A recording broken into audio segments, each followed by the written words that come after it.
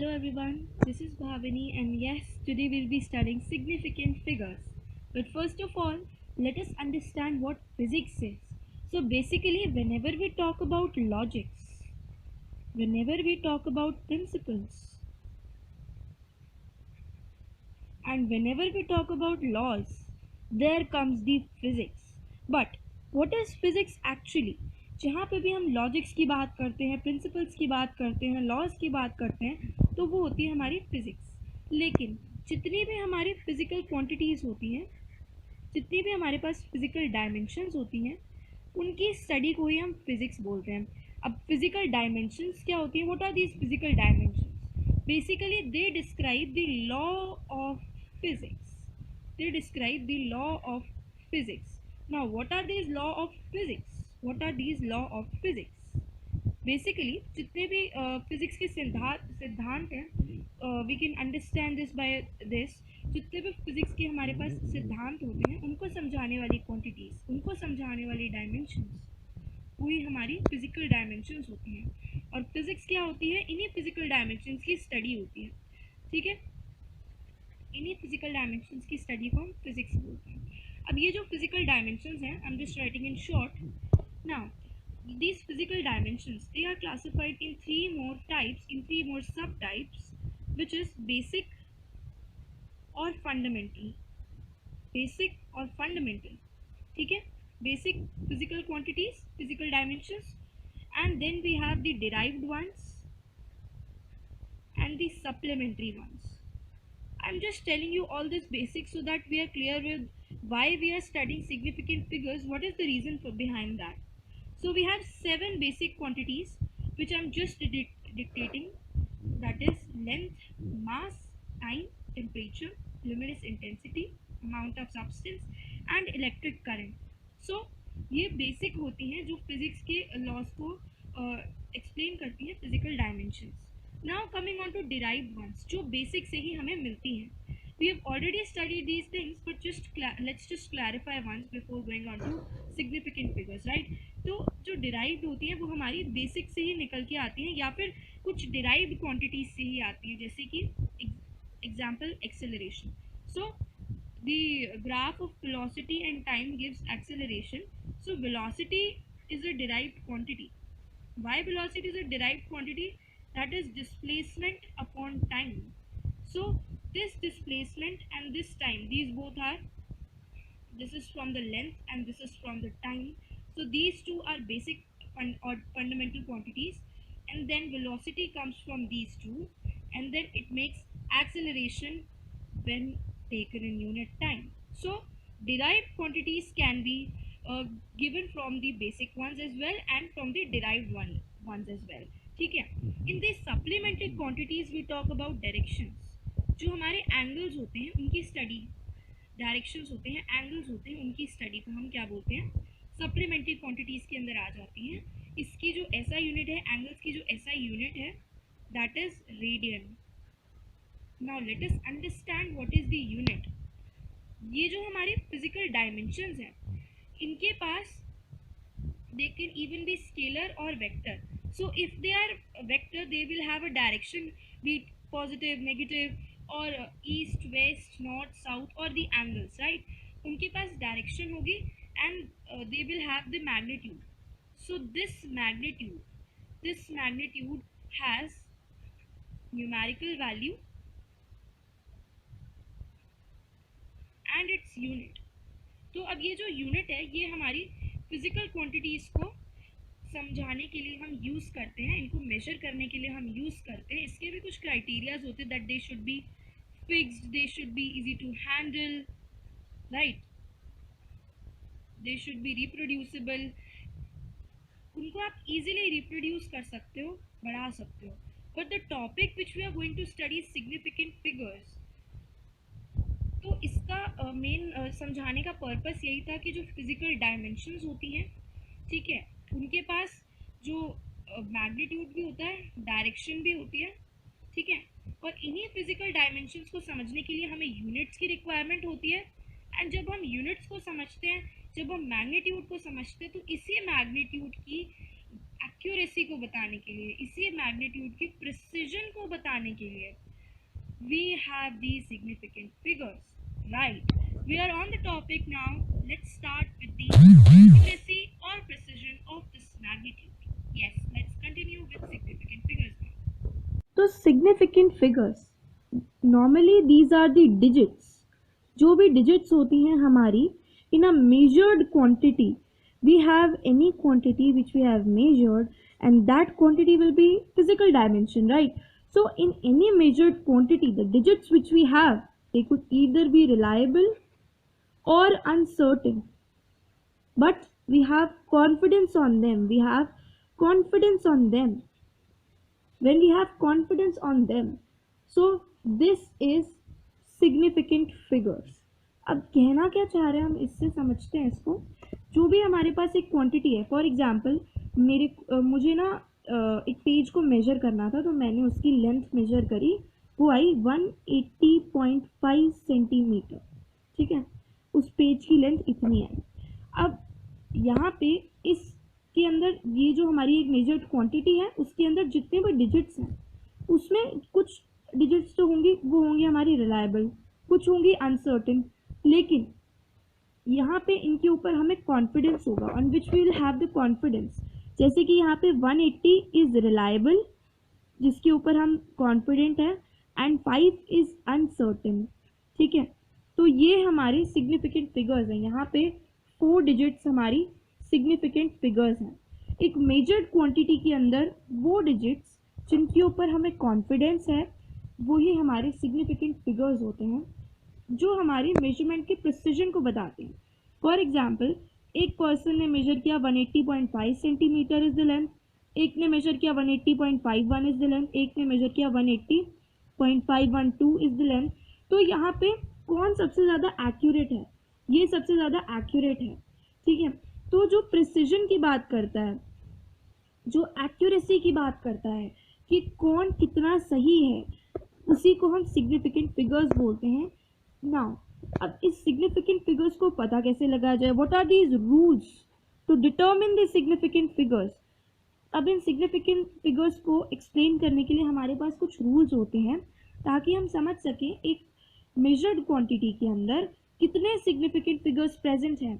अगर हम मीटर से सेंटीमीटर में जा रहे हैं, या फिर हमारे पास 10 की पावर में या स्टैंडर्ड फॉर्म के अंदर डिजिट्स लिखी हुई हैं, सो हम कंफ्यूज हो सकते हैं कि अगर आप चेंज कर रहे हो, यूनिट कन्वर्जन कर रहे हो, या अगर आप स्टैंडर्ड फॉर्म में देख रहे हो, या अगर आपके पास डेसिमल में डिजिट है, लेस देन 1 कोई अगर नंबर है, तो उसके सिग्निफिकेंट फिगर्स हम कैसे देखेंगे?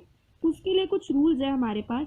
सबसे पहले जितनी भी first rule 1, it says all the non zero digits are significant figures. I am writing in short sigfig. Just understand it is the significant figure. तो जितनी भी नॉन ज़ीरो डिजिट्स होती हैं हमारी मेजर्ड क्वांटिटी के अंदर, वो सिग्निफिकेंट फिगर्स में काउंट होती हैं. जैसे कि मैंने लिखा 2379, राइट? तो ये मैंने एक मेजरमेंट लिखी है. अब इस 2379 के अंदर ये सारी सिग्निफिकेंट फिगर्स हैं. ठीक है, तो ये सारे सिग्निफिकेंट फिगर्स हैं क्योंकि ये सारी नॉन ज़ीरो डिजिट्स हैं. अब आप बोलोगे ज़ीरो अगर आ गया, तो जैसे कि 20 लिख दिया मैंने, 200 लिख दिया, या 200 लिख दिया, तो इन सारे डिजिट्स के अंदर क्या ज़ीरो सिग्निफिकेंट फिगर में काउंट होगा? यही क्वेश्चन है. यहीं पे आता है हमारा rule number 2, that says if we have a zero between 2 non zero integers, 2 non zero digits, will not say integers here, because यहाँ पे नेगेटिव नंबर की बात नहीं होगी, यहाँ पे सिर्फ हम नेचुरल नंबर्स की बात करेंगे. 2 non zero digits, zero between 2 non zero digits. ठीक है, तो कोई भी 2 नॉन ज़ीरो डिजिट्स ले लो, उनके बीच में अगर ज़ीरो है तो उसको भी हम सिग्निफिकेंट फिगर कंसिडर करेंगे. For example 103. In this 103, 1 is a non-zero digit, 3 is a non-zero digit, and 0 is coming between 2 non-zero digits. So in all, in total, this number will have 3 significant figures, irrespective of the decimal as well. अगर decimal भी आता है तो भी कोई problem नहीं है, significant figure वो होगा। Alright, let's take one example for this rule number 2, that if we have 403 or 4.03 or 40.3, all these will have three significant figures irrespective of the decimal point, because 0 is coming between two non-zero integers. Moving on to rule number 3, that says about the numbers that are less than 1. तो अगर कोई भी number less than 1 है, यानी कि 0.01 negative तो होगा नहीं यहाँ पे, तो 0.01 ये ऐसे कोई नंबर है, तो यहाँ पे जो राइट होगा ना डेसिमल पॉइंट का, वहाँ पे जो नॉन ज़ीरो डिजिट है उसके लेफ्ट में अगर कोई ज़ीरो आ रहा है तो उसको हम सिग्निफिकेंट फिगर कंसिडर नहीं करेंगे, लेकिन अगर राइट में कोई ज़ीरो आ रहा है तो उसको हम सिग्निफिकेंट फिगर कंसिडर करेंगे। जैसे कि ये एक नॉन ज़ीरो डिजिट है, इसके आगे अगर डेसिमल पॉइंट के बाद इसके लेफ्ट में अगर कोई ज़ीरो आ रहा है तो that will not be considered as a significant figure, but उसके राइट में अगर कोई ज़ीरो आ रहा है तो that will be considered as a significant figure. ठीक है, फर्स्ट थिंग, जो हमारे ज़ीरोज़ होते हैं जो ये डेसिमल पॉइंट के बाद लगते हैं, ये वाले ज़ीरोज़ हो गए, या कोई भी नंबर मैंने ऐसे लिख दिया, तो इन ज़ीरोज़ को हम बोलते हैं trailing zeros. What do we call them? Trailing zeros और टर्मिनेटिंग ज़ीरोज़। ठीक है, this is rule number 3. Let me just repeat it. It says, it talks about all those numbers which are less than 1, कि उनमें अगर हम ऐसे लिख दें, तो अगर मैं लिखूँ 0.403, तो इसमें तो 3 सिग्निफिकेंट फिगर्स होंगे, लेकिन मैं अगर ऐसे लिखूँ 0.01400, so this 0 will not be considered as a significant figure, but these two will be. Why? Because non zero digit के लेफ्ट में आने वाले कंसिडर नहीं होंगे पॉइंट के बाद, डेसिमल पॉइंट के बाद, लेकिन राइट में आने वाले होंगे, और यहाँ पे नंबर लेस देन 1 होना चाहिए. And terminating zeros, these are the name for the zeros. These zeros जो हमारे लास्ट में आते हैं, डेसिमल पॉइंट के बाद जो ज़ीरोज़ लगते हैं, उनके नेम को उनका ही नेम है ट्रेलिंग ज़ीरोज़ और टर्मिनेटिंग ज़ीरोज़. राइट, अब जो नेक्स्ट रूल है, अब इन्हीं का रूल है ट्रेलिंग ज़ीरोज़ का, टर्मिनेटिंग ज़ीरोज़ का. What if a number is written like this, when without a decimal point it is written 42600 और 000. ठीक है, तो इन दोनों के सिग्निफिकेंट फिगर्स होंगे 3. इन दोनों के सिग्निफिकेंट फिगर्स होंगे 3. यहाँ पे विदाउट अ डेसिमल पॉइंट अगर ट्रेलिंग ज़ीरोज़ आते हैं एक नंबर के अंदर, तो उनको हम सिग्निफिकेंट नहीं कंसिडर करते हैं. Zero without trailing zero, not a zero between two non zero digits, it's a trailing zero. Trailing zero without decimal point is not significant. All right, it is not considered significant.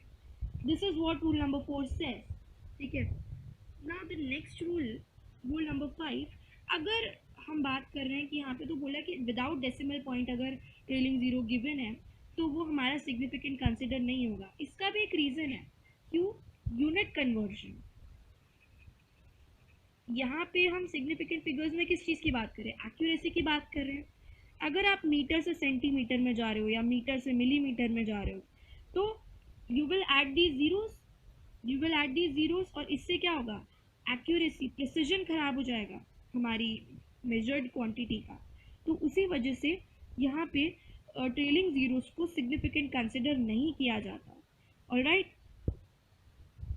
Rule number 5 says that जितने भी हमारे trailing zeros हैं, यहाँ पे तो without decimal point की बात हुई थी, तो trailing zeros with decimal point, trailing zero with decimal point.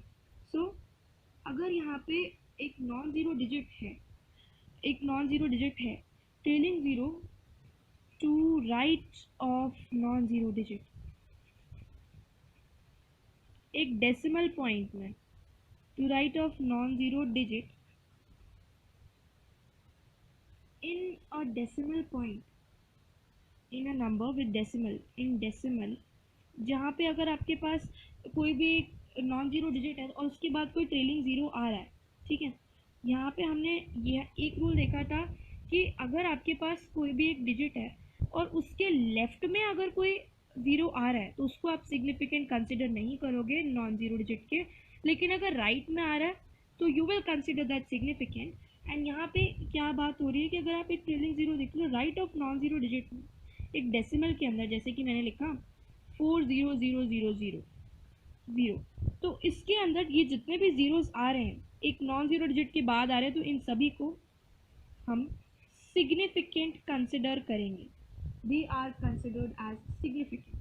So it has 5 significant figures. It has 5 significant figures. Or we take an example of 4.444000. So this will also have 5 significant figures. Why?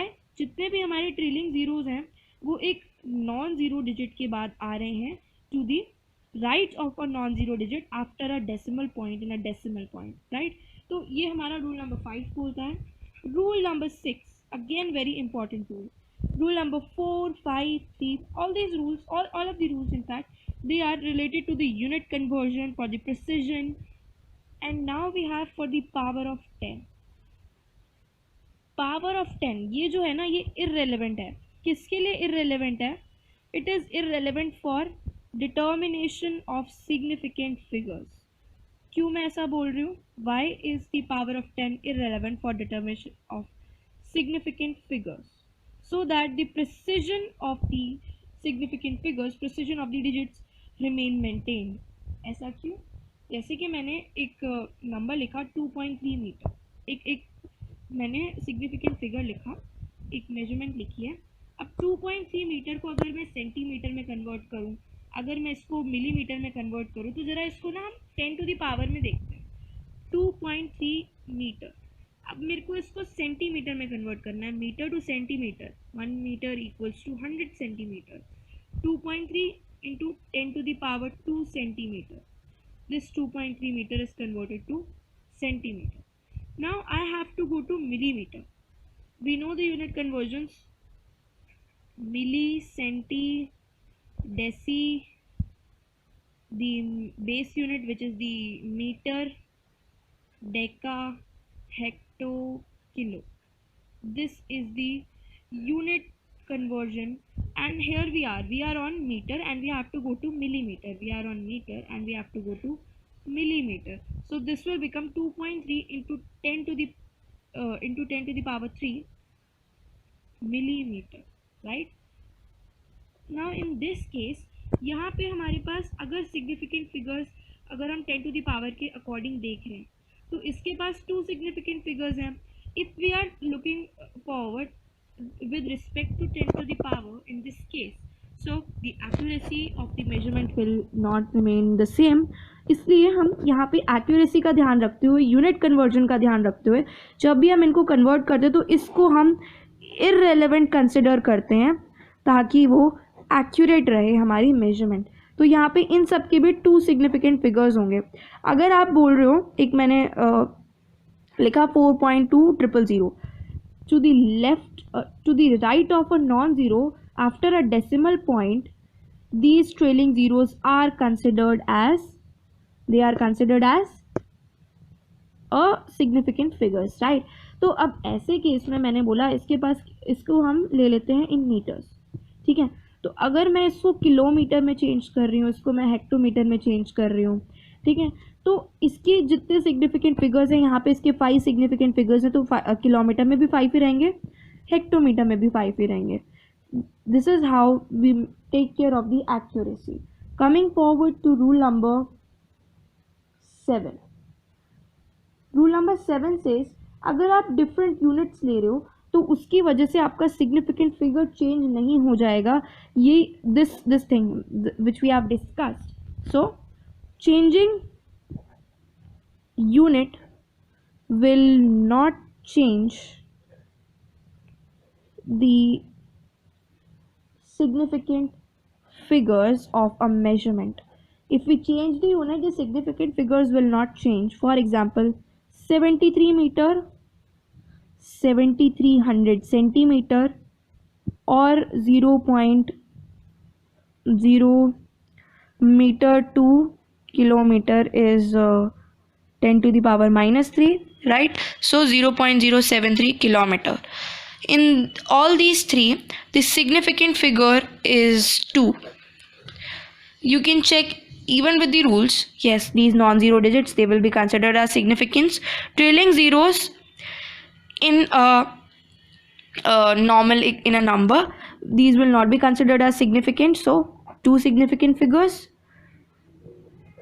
This will not be considered as a significant figure as the number is less than 1, and to the left of a non-zero digit, these will not be considered as significant. So 2 significant figures again. So yes, and this is how we understood rule number 7 about changing unit will not change the significant figure of a measurement.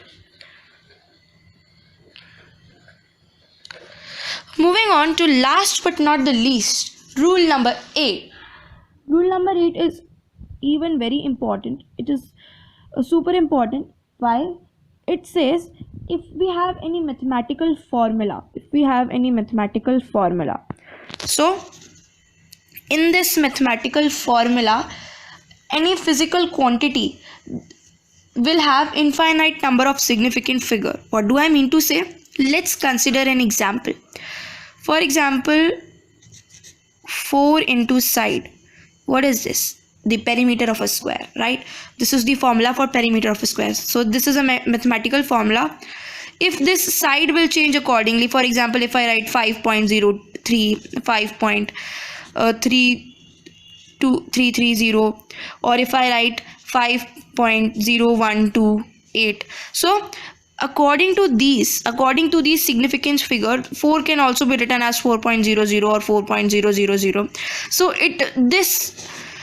this number in a mathematical formula of any physical quantity, it's not that we will take for the perimeter of a square, any physical quantity, it will have infinite number of significant figure as per the mathematical formula. This will be the requirement of the formula that will explain the number of zeros, the number of significant figures for this number, right? And this is how we sum up with this significant zeros topic. Thank you so much.